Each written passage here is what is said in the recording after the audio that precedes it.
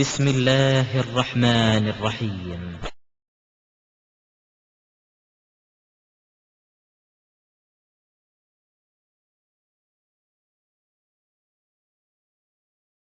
திருமறை குர்ஆனிலே நாம் அறிந்து கொள்ள வேண்டிய இன்னொரு மிக முக்கியமான ஒரு செய்தி, திருக்குர்ஆன் பலதரப்பட்ட அத்தியாயங்களாக தொகுக்கப்பட்டிருக்கிறது என்பதனை நாம் அறிந்திருக்கிறோம். இந்த அத்தியாயங்களை பொறுத்தவரை, சூறாக்களை பொறுத்தவரை, அதனை ஓதுவதற்கு இறைவனிடத்திலே எல்லா அத்தியாயத்திற்கும் எல்லா சூறாக்களுக்கும் ஒரே விதமான நன்மைகள் வழங்கப்பட்டால் கூட சில சூறாக்களுக்கு தனித்த சில சிறப்புகளை நபிகள் நாயகம் ஸல்லல்லாஹு அலைஹி வஸல்லம் அவர்கள் சொல்லி தந்திருக்கிறார்கள்.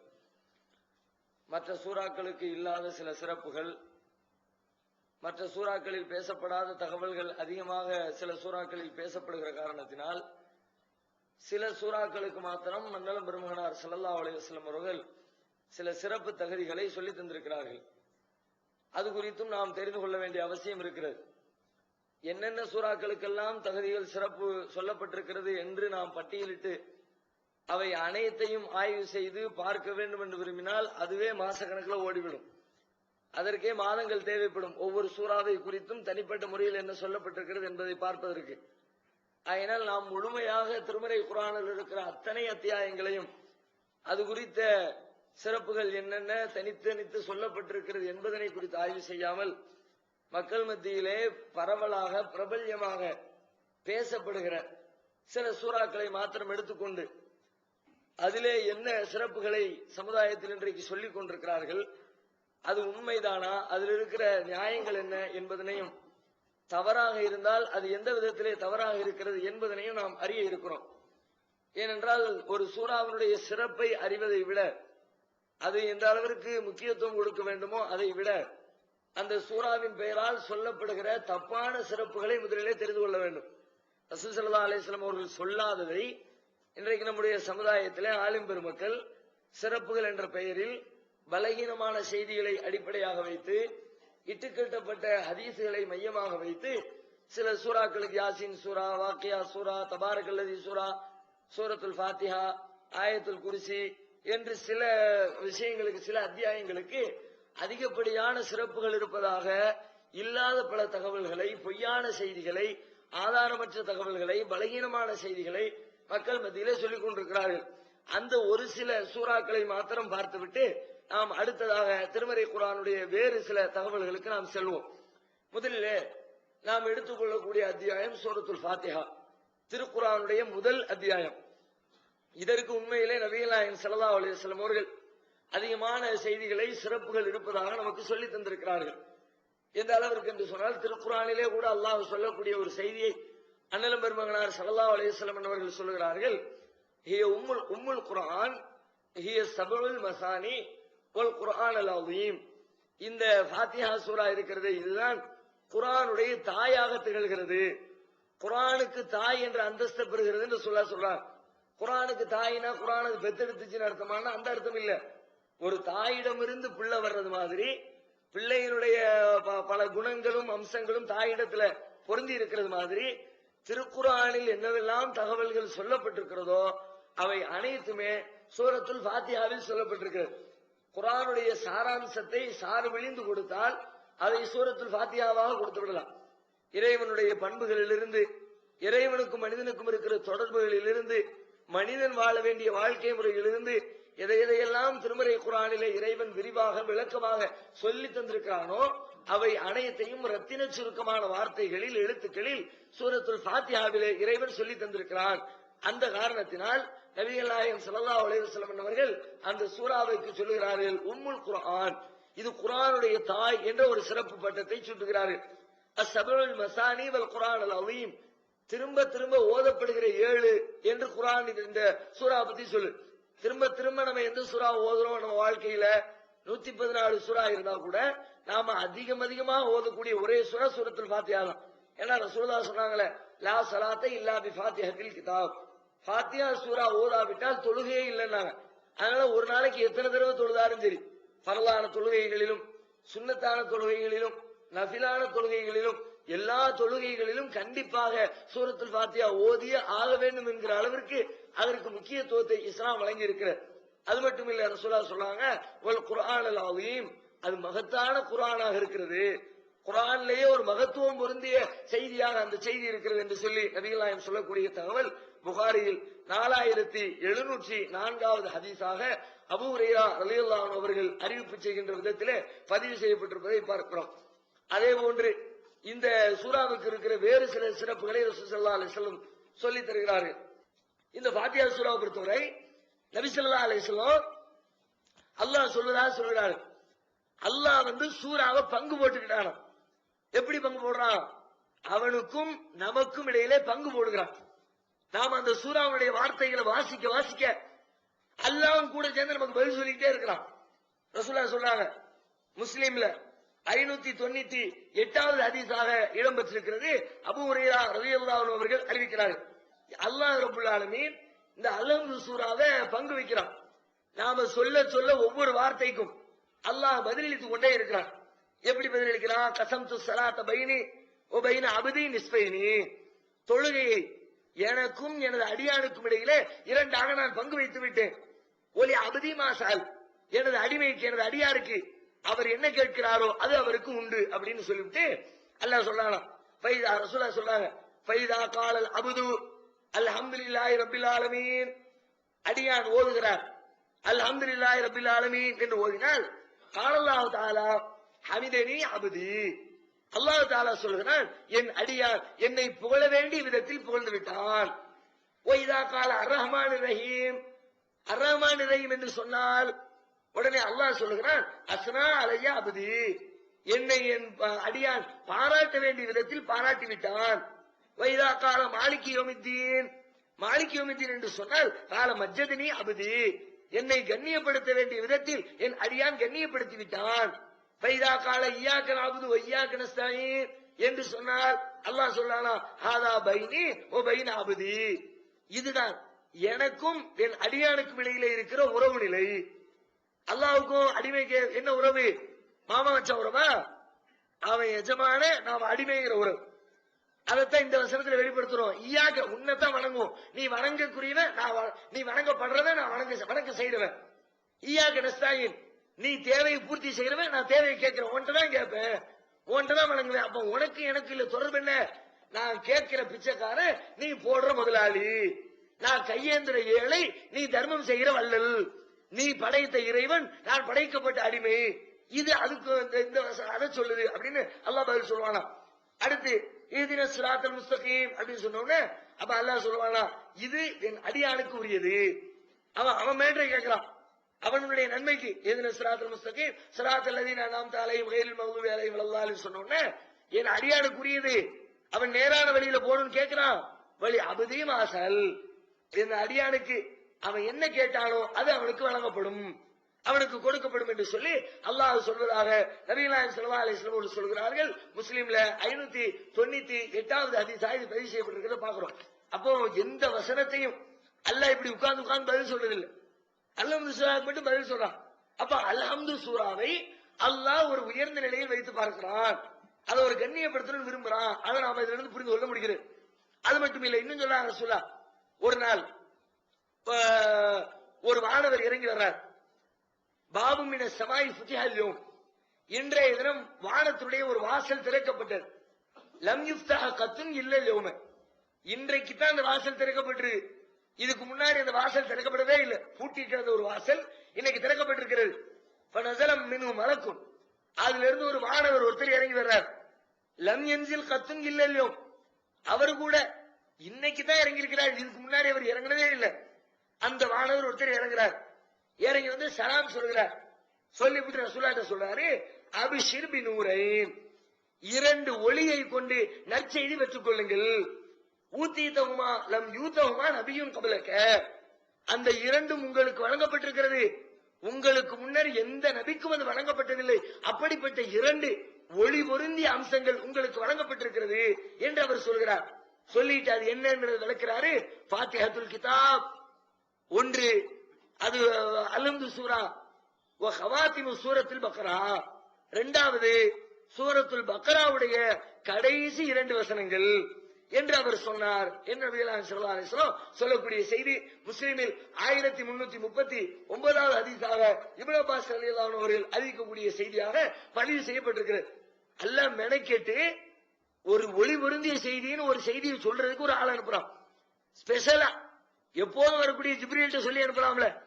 எப்போதும் ரெகுலரா குர்ஆன் கொண்டு வர்றாரு ஜிப்ரீல், அவர்கிட்ட சொல்லி அனுப்பலாம்ல. அல்லாஹ் என்ன பண்றான், இத முக்கியத்துவத்தை உணர வைக்கிறதுக்காக அதுக்குன்னு ஒரு தனி டோரை ஓபன் பண்ணப்படாத வாசல் வழியாக இதுவரைக்கும் வராத ஒரு மலக்கை இறக்கி விட்டு அவர் வழியாக வந்து சொல்கிறார், இது ஒரு ஒளி பொருந்திய செய்தி. இந்த ரெண்டு செய்தியும் அல்லாஹ்விடத்தில் ஒரு ஒளியாக கருதப்படுகிறது என்று சொல்லி திருக்குர்ஆன்ல நபிகள் நாயகம் ஸல்லல்லாஹு அலைஹி வஸல்லம் சொல்லக்கூடிய செய்தியை பார்க்கிறோம். இதுவெல்லாம் சூரத்துல் ஃபாத்திஹா சம்பந்தமாக அல்லாஹ்வுடைய தூதர் சொல்லி தந்திருக்கிற சிறப்புகள் என்பதை நாம படிக்கிறோம். ஆனா நடப்புல பார்த்தா, ஹதீஸ்ல வேற ஆய்வு செஞ்சு பார்த்தால் சொல்லப்படாத பலகீனமான செய்திகள் தான் இருக்கிற செய்தியை சொல்ற ஆள காணும். இல்லாத செய்தியை சொல்ற 1000 பேர் இருக்கிறான். பலகீனமான செய்தி, ஏற்கப்படாத செய்தி, இட்டுக்கட்டப்பட்ட செய்தி, பொய்யான செய்தி இருக்குமே, அதையெல்லாம் எடுத்து மேடைக்கு மேடை பயான் பண்றான். என்னெல்லாம் பேசுறாங்க? உதாரணமா ஹதீஸ்ல இருக்கக்கூடிய பலகீனமான ஹதீஸ்ல இருக்கக்கூடிய செய்தி, எல்லா நோய்க்கும் மருந்து ஃபாத்திஹாவில் என்று ரசூலுல்லாஹ் சொன்னாங்கங்கறாங்க. அப்படி ஒரு ஹதீஸ் இருக்குது. ஆனால் பலகீனமான ஹதீஸ். நோய்க்கு மருந்து இருக்குது, எல்லா நோய்க்கும் மருந்து இருக்குங்கிறது உண்மை. ஆனால் அல்லாஹ்வுடைய தூதர் சொன்னதாக ஒரு செய்தி வருது, அது ஏற்கத்தகாத ஒரு செய்தி. அதே மாதிரி தூங்குகிற நேரத்தில் தூங்க போகும்போது ஃபாத்திஹா சூரா ஓதிட்டு தூங்கணும்னா மரணத்தை தவிர மற்ற எல்லா விதமான தீங்குகளில் இருந்தும் நமக்கு பாதுகாப்பு கிடைக்கும் என்ற செய்தியை பார்க்கிறோம். இந்த செய்தியும் சொல்லப்படுகிறது. இதுவும் பலகீனமான ஒரு செய்தி. அதே மாதிரி ஃபாத்திஹா சூரா ஓதுனா குர்ஆனில் 3இல் 1 பகுதியை ஓதிய நன்மையை அல்லாஹ் தருவான் என்ற ஒரு ஹதீஸ் இருக்கிறது. அதுவும் பலகீனமான செய்தி. அதே மாதிரி அரிஷுடைய பொக்கிஷங்களில் ஒன்று ஃபாத்திஹா சூரா பத்தி சொல்லும்போது அல்லாஹ் சொல்றானா, அரிஷுடைய பொக்கிஷங்கள்ல ஒண்ணு இந்த ஃபாத்திஹா சூரா, அதை அடியானுக்கும் எனக்கும் நான் பங்கு வைத்திருக்கிறேன் என்று அல்லாஹ் சொல்வதாக, ரசூலுல்லாஹ் சொல்வதாக ஒரு செய்தி இடம்பெற்றிருக்கிறது. அதுவும் ஏற்கத்தகாத ஒரு செய்தி. நாம சிறப்புகளை அறிந்து கொள்கிற அதே நேரத்தில் சிறப்பு என்ற பெயரிலே சொல்லப்பட்டிருக்கிற தப்பான செய்திகளை தான் முக்கியத்துவம் கொடுத்து பார்க்கணும். ஏன்னா இதை சொல்லிதான் வழிகெடுக்கிறாங்க. தப்பான செய்திகள் வழியாகத்தான் மார்க்கத்தில் இல்லாத பல காரியங்கள் நம்முடைய சமுதாயத்திலே புகுந்திருக்கிறது. அதே மாதிரி 5 வசனங்கள் சூரத்துல் ஃபாத்திஹாவுல உள்ள 5 வசனங்கள் ஒரு குழந்தையினுடைய தலையில எழுதப்படாமல் எந்த குழந்தையும் பிறப்பதில்லை. அப்படி ஒரு ஹதீஸ் இருக்கு. என்ன ஹதீஸ்? உலகத்தில் ஒரு புள்ள பிறந்துச்சுன்னா அந்த புள்ளையுடைய தலையெழுத்து என்னவா இருக்குமா? சூரத்துல் ஃபாத்திஹாவுல உள்ள 5 வசனம் தான் அதுக்கு தலையெழுத்தா இருக்கும்னு ரசூலுல்லாஹ் சொன்னாங்க. ஒரு ஹதீஸ் இருக்கு. அதுக்கும் ஆதாரம் அதனுடைய அறிவிப்பாளர் தொடர்களையும் பலகீனம் இருக்கிறது, ஏற்றுக்கொள்ள தகாத செய்தியா இருக்கிறது. அதே மாதிரி இப்லீஸ் தலையில மண்ணெல்லி போட்டுக்கிட்டாலும் அது மாதிரி ஒரு 4 சந்தர்ப்பம் அவனுக்கு ஏற்பட்டதாம். எப்பமெல்லாம் மண்ணெல்லி போட்டாங்க அவனை அல்லாஹ் சபிச்சாமல, அப்ப மண்ணெல்லி போட்டுக்கிறான். என்னடா இப்படி நாசமா போயிட்டுமே. அல்லாஹ் பூமிக்கு அனுப்புனான்ல, அப்பமும் மண்ணெல்லி போட்டுக்கிட்டான். இப்படி ஆகி போயிட்டோமே.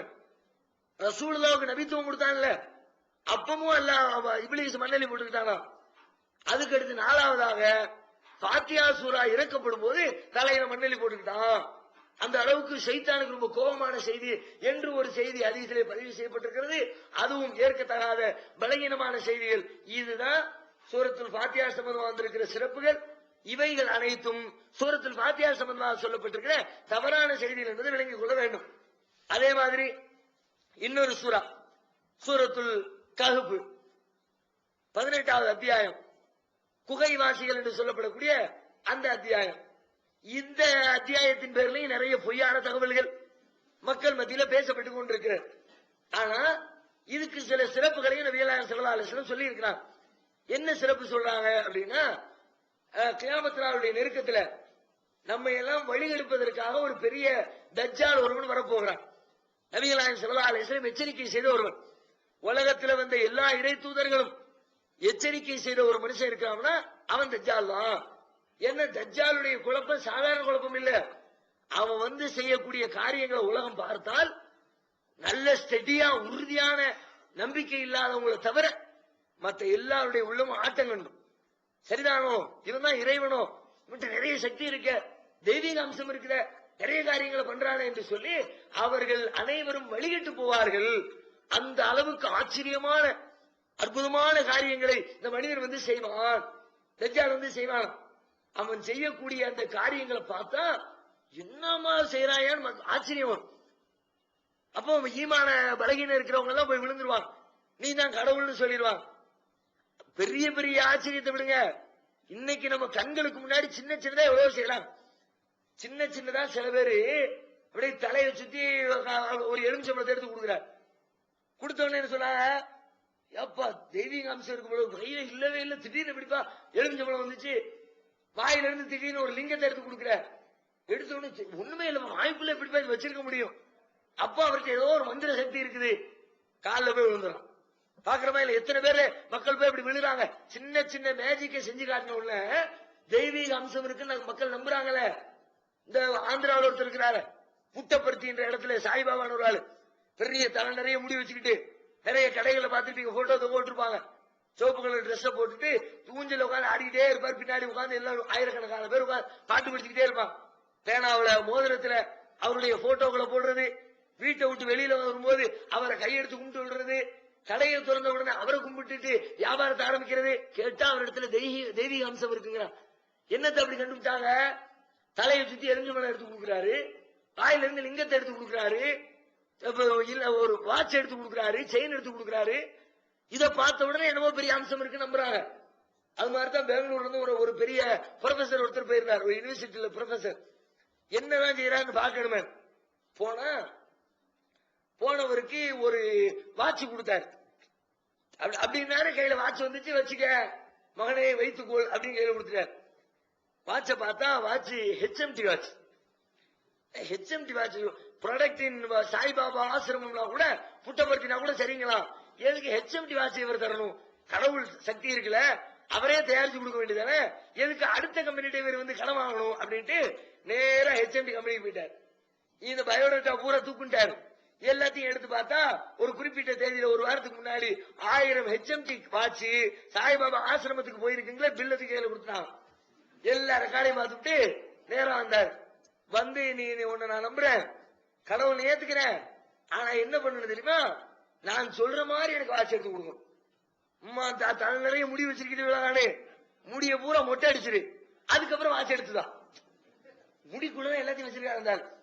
லிங்கத்தை எலுமிச்சம்பழத்தை வாட்ச எல்லாத்தையும் உள்ளுக்குள்ள வச்சுட்டு கண் இமைக்கிற நேரத்தில் அப்படின்ட்டு டக்குனு தூக்கி தந்த வேண்டும். நம்ம சுதாரிக்கிறதுக்கு முந்தி கையில வந்துடும் அவருக்கு. அப்ப அவரு சொன்னாரு, மொட்டை அடிச்சுட்டு எடுத்து கொடு நம்புறேன். அல்லது உனக்கு டவுட்டா, உனக்கு வெக்கமா இருக்கா, ஐயோ இவ்வளவு ஆள் முடி வச்சுட்டு மொட்டை அடிச்சா எப்படி அசிங்கமா இருக்குமே வெக்கப்படுறியா, அப்போ உனக்கு நான் இன்னொரு வழி சொல்றேன். என்ன வழி? எலுமிச்சம்பழம் கொண்டு வந்தல, வாட்ச் கொண்டு வந்தல, லிங்கத்தை எடுத்துட்டு வந்தல, அதுக்கு பதிலா எனக்கு ஒரு பூசணிக்காய் எடுத்துட்டு உள்ள வைக்க முடியாத பூசணிக்காக தலைக்குள்ள முடிக்கல, அதை எடுத்துட்டு நம்புறேன் அப்படின்னாரு. கடைசியில புத்தகமான அடிச்சு வெளியிட்டு இது மாதிரி ஏமாத்துவ நடக்கிறதுலாம் வெளியிட்டாங்க. சாதாரண அற்பமான காரியத்தை சற்று நிதானத்தோடு அறிவோடு சிந்தித்து பார்த்தாலே இவர்களிடத்தில் தெய்வீக அம்சம் இல்லை என்பதை புரிந்து கொள்வதற்கான வாய்ப்பு இருக்கிற காரியத்தில் மக்கள் இப்படி கூட்டம் கூட்டமாய் போய் விழுந்து ஏமாறுகிறார் என்று சொன்னால், தஜ்ஜால் வந்தா என்னத்துக்கு ஆகிறது? வந்து சொல்வான், வானத்தை பார்த்து சொல்வான், வானமே மழை ஒளிமா, அப்படியே வானம் அப்படியே மழை திறந்து கொட்டும். எப்படி இருக்கும் பாக்குறவனுக்கு? வானம் மழை பெய்யணும், மழை பெஞ்சிருச்சப்பா. பூமியை பார்த்து சொல்லுவான், அவனுடைய பயிர் பச்சைகளை முளைப்பித்து கொடுமா, கட கட கட கடன் உள்ள இருந்து செடி அப்படியே செடியாகி கொடியாகி பூவாயி காயாயி மரமாகி எவ்வளவு ஆச்சரியமா இருக்கும். கூப்பிட ஒருத்தனை கூப்பிட்டு அப்படியே ரம்பத்தை வச்சு அறுத்து ரெண்டா அப்படி பிளந்து போட்டுட்டு எந்திரிச்சு வாமா அப்படி எந்திரிச்சு ஓட வந்தாள். எப்படி இருக்கும் பாருங்க. இதையெல்லாம் பார்த்தா ஏமாந்துட மாட்டாங்களா மக்களே? நிறைய அற்புதங்கள் செய்வாங்க. அது மாதிரி பிறவி குருடு இன்னைக்கு வரைக்கும் அதுக்கு வந்து மருத்துவம் கண்டுபிடிக்கிற தஜ்ஜால் வருவானா, வந்து பிறவி குருடா இருக்கிறவங்களுடைய பிறவி குருடை நீக்குவான். வெண்குஷ்டத்தோடு இருக்கிறவர்கள் அப்படியே தடை விடுவான், வெண்குஷ்டம் நீங்கும். வந்து சொல்லுவான், ஏய் நான் தான் இறைவன் ஏத்துக்கம்மா. சில மக்கள் வந்து அதெல்லாம் ஏத்துக்க முடியாது, நீ என்ன இறைவன் உன்னை எப்படி ஏத்துக்கிறதுல மறுநாள் காலங்காத்தால பார்த்தா யாரெல்லாம் இறைவனை அவனை ஏத்துக்க மாட்டேன்னு சொன்னாங்களோ அவங்க எல்லாம் ஓட்டாண்டியா உட்காந்துருக்கும். சொத்து பத்து எல்லாம் அழிஞ்சு போய் பிச்சைக்கார மாதிரி உட்கார்ந்துட்டு இருப்பான். ரசூலுல்லாஹ் சொன்னாங்க எல்லா செய்தியும். அல்லாஹ்வுடைய தூதர் வர்ணிக்கிறாங்க, முதல் நாள் ஏற்க மறுத்தவர்கள் காலையிலே அவர்கள் தங்கள் செல்வங்களை எல்லாம் இழந்து நிற்பார்கள். அப்ப அதை பார்த்துட்டு பாதி பேர் போவான்ல, இது பெரும்புல இருக்க காசு பணம்லாம் சம்பாதிச்சதெல்லாம் பயப்படுவாங்க. மக்கள் எல்லாம் பசியிலையும் பட்னியிலையும் கிடப்பாங்க. அவனிடத்துல மழை மாதிரி உண்பதற்கு உணவு ரொட்டிகள் சேகரித்து வைக்கப்பட்டிருக்கும். 2 நதியை காட்டுவான், ஒரு பக்கம் ஆற காட்டுவான், ஒரு பக்கம் நெருப்ப காட்டுவான். வா இங்க வா, சொர்க்கம் இருக்குது வான்னு கூப்பிடுவான் நதியை பார்த்து. சொர்க்கம்னு நினைச்ச நதிக்குள்ள போனவன் உள்ளுக்குள்ள போய் விழுந்தா நரகம். ரசூலுல்லாஹ் சொல்றாங்க, நீ ஆறு என்று விழுந்தால் அது அங்கே நெருப்பு. அவன் காட்டுற நெருப்புல போய் விழுந்தா அது உண்மையில் குளிர்ச்சி நீரு, அது உனக்கு சந்தோஷம் சுவர்க்கமா இருக்கும் அப்படின்னு ரசூலுல்லாஹ் சொல்லிவிட்டு பயங்கரமான டேஞ்சர் இருப்பான். அவன் விஷயத்துல ரொம்ப கேர்ஃபுல்லா இருக்கணும், ரொம்ப சீக்கிரமா ஆளை வெளியெடுத்துருமா, ரொம்ப கவனமா இருங்கன்னு சொல்லிட்டு அதுக்காக வேண்டி நீங்க என்ன பண்ணுங்க, அவன் வர்றதுக்கு முந்தைய ஒரு பாதுகாப்பு ஏற்பாடு பண்ணுங்க. தடுப்பூசியை போட்டு வச்சுங்க. என்ன தடுப்பூசி? அல்லாஹ்விடத்துல ஒவ்வொரு நேர தொழுகையிலையும் நீங்க கோரிக்கை வைங்க. அத்தஹியாத்துல அல்லாஹும்ம இன்னி அஊது பிக மின் அஸாபில் கப்ரி வ மின் அஸாபின் நாரி வ மின் ஃபித்னத்தில் மஹ்யாய வல் மமாத்தி வ மின் ஃபித்னத்தில் மஸீஹித் தஜ்ஜால். இறைவா, மன்னரையின் வேதனையை விட்டும் நரக நெருப்பின் கொடுமையை விட்டும் வாழ்க்கையின் மரண நேரத்தில் ஏற்படுகிற குழப்பத்தை விட்டும் மசீஹு தஜ்ஜாலுடைய குழப்பத்தை விட்டும் யா அல்லாஹ் உன்னிடத்திலே நான் பாதுகாவல் தேடுகிறேன் என்று ஒவ்வொரு அத்தஹியாத்திலே அல்லாஹ்விடத்துல துஆ செஞ்சுக்கிட்டே இருந்தாங்க. ரசூலுல்லாஹ் கேட்டுக்கிட்டே வந்துட்டான். வர்றதுக்கு முந்தி இதை செய்யணும். வந்துட்டான்னா என்ன பண்றது? வர்றதுக்கு முந்தி உள்ள காலத்துல அல்லாஹ்விட்ட கேட்டுக்கிட்டு வந்த பிறகு அவனுடைய கொடுமையிலிருந்து நீ தப்பிக்க நினைக்கிறியா? அதுக்கு ஒரு வழி சொல்லி தர்றேன் ரசூலுல்லாஹ் சொல்றாங்க. அதுதான் சூரத்துல் கஹ்ஃபினுடைய முதல் 10 வசனங்கள். முஸ்லிமில் 1342வது ஹதீஸாக பதிவு செய்யப்பட்டிருக்கிறது. மன் ஹபில அஷர ஆயாத்தின் மின் அவ்வளி சூரத்தில் கஹ்ஃபி உஸிம மினத் தஜ்ஜால். யார் ஒருவர் கஹ்ஃப் சூராவுடைய ஆரம்ப 10 வசனங்களை மனனமிட்டு ஓதி வருகிறாரோ உஸிம மினத் தஜ்ஜால், அவர் தஜ்ஜாலுடைய குழப்பத்திலிருந்து பாதுகாக்கப்படுவார். பெரிய கிஃப்ட் சூரத்துல் கஹ்ஃப்ல கிடைச்சிருக்கிற ஒரு பெரிய பரிசு, அன்பளிப்பு என்ன? அவ்வளவு பெரிய குழப்ப நேரத்துல மனிதர்கள் எல்லாம் தடுமாறி அவன் காலில் போய் விழுந்துகிட்டு இருக்கிற நேரத்துல நம்மை படைத்த இறைவனின் சன்னிதானத்தில் ஸ்டடியாக நிறுத்தி வைப்பதற்கு அல்லாஹ் நமக்கு தந்திருக்கிற மகத்தான அன்பளிப்பு, மகத்தான பரிசு சூரத்துல் கஹ்ஃபுடைய முதல் 10 வசனங்கள். அதை ஓதுங்க, அல்லாஹ் உங்களை பாதுகாப்பான் ரசூலுல்லாஹ் சொல்றாங்க. அது மட்டும் இல்ல, ஒரு நபித்தோழர் சூரத்துல் கஹ்ஃப் ஒரு நாள் ஓதுறார். ஓதிக்கிட்டே இருந்தா திடீர்னு பார்த்தா பக்கத்துல கட்டி போட்டிருந்த குதிரை மிரளுது. அப்படியே மேகமெல்லாம் இருட்டாயி அந்த ஏரியாவே இருட்டாயி இருள் அப்படியே கீழே கீழே கீழே கீழே இறங்குது. அவருக்கும் பயமா போச்சு. குதிரை மிரளுது. உடனே மூடி வச்சுட்டு ரசூலுல்லாஹ் நேரா வந்துட்டார். வந்து சொல்றாரு, அல்லாஹ்வுடைய தூதரே, இது மாதிரி நான் ஓதிக்கிட்டு இருந்த கஹ்ஃப் சூராவை, குதிரை மிரளுது, அப்படியே ஒரு பெரிய இருள் வந்து சூழ்ந்தது, என்ன விவரம் அப்படின்னு கேட்கிறார். புகாரில 5011வது ஹதீஸா இது இடம்பெற்றிருக்கிறது. உடனே ரசூலுல்லாஹ் சொல்றாங்க, தில்க சகீனத்து தனஸ்ஸலத் பில் குர்ஆன், அதுதான் அமைதி, அதுதான் அமைதி, இறைவனின் புறத்திலிருந்து வரக்கூடிய அமைதி.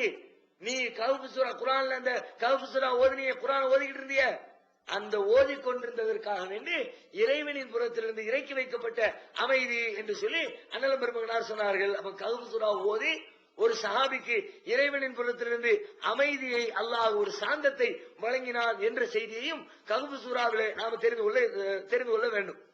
இதுதான் கஹ்ஃப் சூரா சம்பந்தமா வந்திருக்கிற ஆதாரபூர்வமான செய்தி. இதை தாண்டி பார்த்தா கஹ்ஃப் சூரா வச்சுக்கிட்டு எக்கச்சக்கமாக அப்படியே இல்லாத பொல்லாத கதைகளை கப்சாக்களை அவுத்து விட்டுருக்காங்க. எந்த அளவுக்கு அவுத்து விட்டுருக்காங்க? கஹ்ஃப் சூராவை யார் ஓதுறாரோ கியாமத் நாள்ல அவர் இருக்கிற இடத்துல இருந்து காபா வரைக்கும் ஒளி அடிச்சுக்கிட்டே இருக்கும். கியாமத் நாள்ல காபா இருக்குமா இல்ல? அது காபா எங்க இருக்க போகும் இல்ல. கியாமத் நாள்ல காபாவுக்கு வேலை இல்ல. மக்கள் தொழுவும் போது காபா தேவை முன்னோக்குறதுக்கு, ஹஜ் செய்யும் போது காபா தேவை ஹஜ்ஜுக்கு போறதுக்கு. அங்க தொழுகையும் இல்ல, ஹஜ்ஜும் இல்ல, காபா இருக்கு. காபா வரைக்கும் ஒளி வீசி கொண்டிருக்கும். ஒரு பலகீனமான செய்தி. அதே மாதிரி யாரு கஹ்ஃப் சூராவுடைய ஆரம்ப வசனத்தையும் கடைசி வசனத்தையும் ஓதி வருகிறாரோ அவருக்கு கால்ல இருந்து தலை வரைக்கும் ஒளி வரும், உடம்பு முழுக்க மின்னிக்கிட்டே இருக்குங்கிறார். ரசூலுல்லாஹ் சொன்ன ஆதாரபூர்வமான செய்தி என்னன்னு கேட்டா, யாரு ஒது செய்யறாங்களோ அவங்களுக்கு மறுமை நாளில் ஒது செய்த உறுப்புகள் மின்னி கொண்டு இருக்கும்னு சொன்னாங்க. அது அறிவிப்பு ஹதீஸ் பலமான செய்தி இருக்கு. ஆனா கஹ்ஃப் சூரா ஓதுறவங்களுக்கு ஒளி கிடைக்கும்னு சொல்லப்பட்டிருக்கிறது. இது பலகீனமான ஒரு செய்தி. அதே மாதிரி வெள்ளிக்கிழமை நீங்க ஓதுங்க, அது தஜ்ஜால் இருந்து பாதுகாப்பு தரும்னு ஒரு செய்தி இருக்கிறது, ஒரு ஹதீஸ். அதுவும் பலகீனமான செய்தி. இன்னைக்கு கஹஃப் சூரால மதரசாக்களுக்கு போய் பாத்தீங்கன்னா போதும், வெள்ளிக்கிழமை காலையில சுபஹ் தொழுத உடனே ஆலிம்கள் கற்றுக் கொடுக்கப்படுகிற அந்த மதரசாக்களா இருந்தாலும் சரி, குர்ஆன் மனப்பாட பிரிவு சார்ந்த ஹிஃப்ஸ் மதரசாக்களா இருந்தாலும் சரி, வெள்ளிக்கிழமை காலையில எல்லா பிள்ளைங்களும் கோரஸா கஹஃப் சூரா ஓதும். இந்த பலகீனமான செய்தி மையமா வச்சுதான் செஞ்சுக்கிட்டு இருக்கிறாங்க. அதுக்கு ஆதாரபூர்வமான செய்தி இல்ல. அதே மாதிரி வெள்ளிக்கிழமை கஹஃப் ஓதுனா அடுத்த வெள்ளிக்கிழமை வரைக்கும் செய்யக்கூடிய பாவங்கள் மன்னிக்கப்படுதுன்னு ஒரு செய்தி இருக்கிறது. அதுவும் ஒரு பலகீனமான செய்தி. கஹஃப் சூரா ஓதுனா பைத்தியத்திலிருந்து நிவாரணம் கிடைக்கும், எல்லாம் ஹதீஸ்ல எழுதப்பட்டிருக்கிறது. பலகீனமான செய்தியாக ஹதீஸ்களில் பதிவு செய்யப்பட்டிருக்கிறது. அதே மாதிரி கஹஃப் சூரா ஓதினால் தொழுநோயிலிருந்து பாதுகாப்பு கிடைக்கும் என்ற ஒரு செய்தி வருகிறது. அதுவும் பலகீனமான செய்தி. இவைகள் எல்லாம் கஹஃப் சம்பந்தமாக வரக்கூடிய தவறான, ஒருவேளை நமக்கு சொல்லப்பட்டால் இதுவெல்லாம் இல்லை என்பதை விளங்கி அந்த நம்முடைய நம்பிக்கையை நாம் பாதுகாத்துக் கொள்ள வேண்டும். கஹஃப் சம்பந்தமா தெரிந்து கொள்ள வேண்டிய வேண்டும். அதே மாதிரி இன்னொரு பெரிய சூரா யாசின். யாசின் மற்ற சூறாவுக்காவது சிறப்பும் இருக்குது, அது அல்லாம சிலது பலகீனமும் இருக்குன்னு. ஆனா எதுக்கு சிறப்பு தான் இருக்குன்னு சொல்லப்படுதோ ஆய்வு செஞ்சு பார்த்தா ஒன்னாவது ஆதாரபூர்வமா ஒரு செய்தியாவது சிறப்புன்னு சொல்லப்பட்டதா தெரிய மாட்டேன். அடிச்சு விடுறாங்க, எல்லாமே பலகீனம்.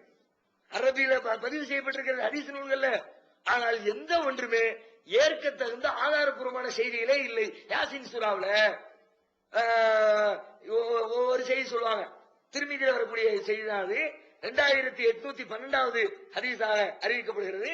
இன்னலி குல்லி ஷைஇன் கல்புன் வ கல்புல் குர்ஆனி யாசீன். ஒவ்வொரு செய்திக்கும் ஒவ்வொன்றுக்கும் உள்ளம் உண்டு, இதயம் உண்டு. குர்ஆனுக்கு இதயம் யாசீன் அப்படின்னு ஒரு செய்தி எழுதி வச்சிருக்கிறாங்க. அதே மாதிரி யார் ஒருத்தர் யாசீன் சூரா ஓதுறாரோ, ஒரு தடவை ஒரு யாசீனை ஓதுனா 10 குர்ஆன் ஓதுன நன்மை.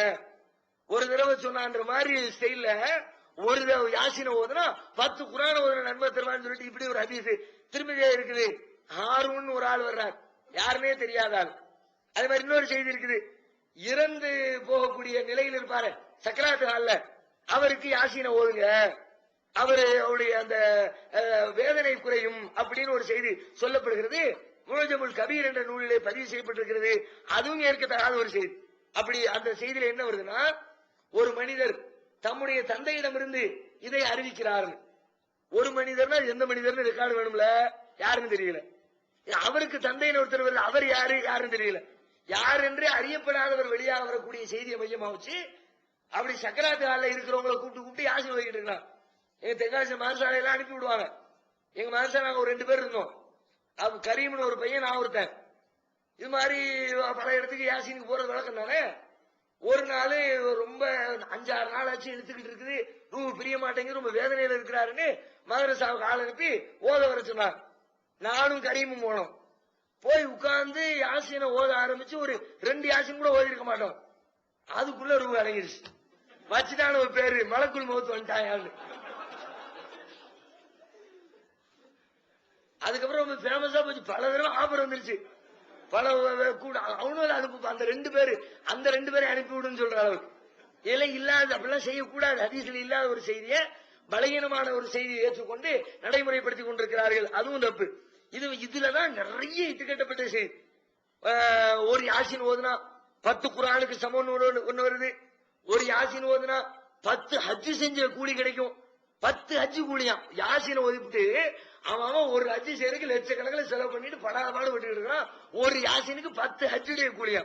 அது மட்டும் இல்லையா, ஒரு யாசின் ஓதுனா 1000 தீனார் தர்மம் செஞ்சது. எதுக்கு இதெல்லாம் பேஸ்மெண்ட்டும் யாசின் ஓத அப்பதானே கூப்பிடுவிய.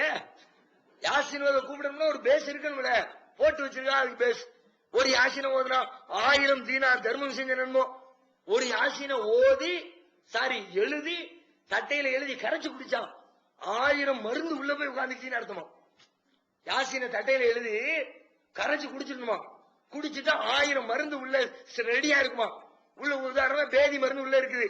பேதி வர நோய் வருச்சா அந்த மருந்து அட்டாக் பண்ணி நோயை காலி பண்ணிடும். காய்ச்சலுக்கு மருந்து ரெடியா இருக்கும், காய்ச்சல் வந்துச்சா உள்ள இருக்க மருந்து போய் காலி பண்ணிடும். 1000 மருந்து உள்ள உட்கார்ந்துச்சுன்னு அர்த்தம். அப்படி ஒரு செய்தி இருக்கு. அதே மாதிரி